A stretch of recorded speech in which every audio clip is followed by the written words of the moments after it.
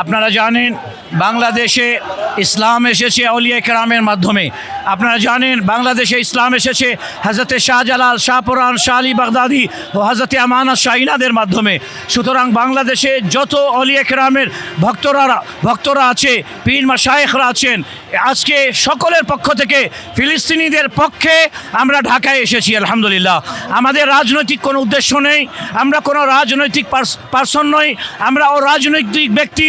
আমরা এসেছি এটা জানাতে যে নেতানিয়াহু, তুমি যে জুলুম করতেছো, আমাদের মাসুম বাচ্চাদেরকে হত্যা করতেছো, নারী ও পুরুষকে হত্যা করতেছো। বাংলাদেশের 18 কোটি মানুষ এবং গোটা বিশ্বের 200 কোটি মুসলমান ফিলিস্তিনি মুসলমানদের পক্ষে আছে, গাজার পক্ষে আছে। এবং সাথে সাথে পার্শ্ববর্তী দেশ ভারতে মুসলমানদের ওপর যে অত্যাচার হচ্ছে, জুলুম হচ্ছে, আমরা এটারও তীব্র প্রতিবাদ জানাচ্ছি।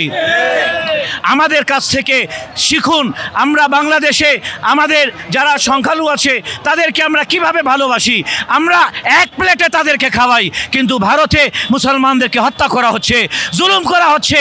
ওই 22 বছরের ওই তবরিজ আনসারি, তার কি ঝাড়খণ্ডের, তার কি দোষ ছিল?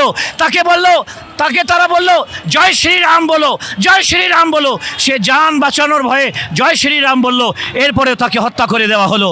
আমরা বলতে চাই, এভাবে গোটা বিশ্বে মুসলমানদের ওপর যে জুলুম নির্যাতন হচ্ছে, আমরা এটার প্রতিবাদ জানাতে ঢাকাতে সমাবেত হয়েছি। আমরা তীব্র ভাষায় এটার নিন্দা জানাচ্ছি।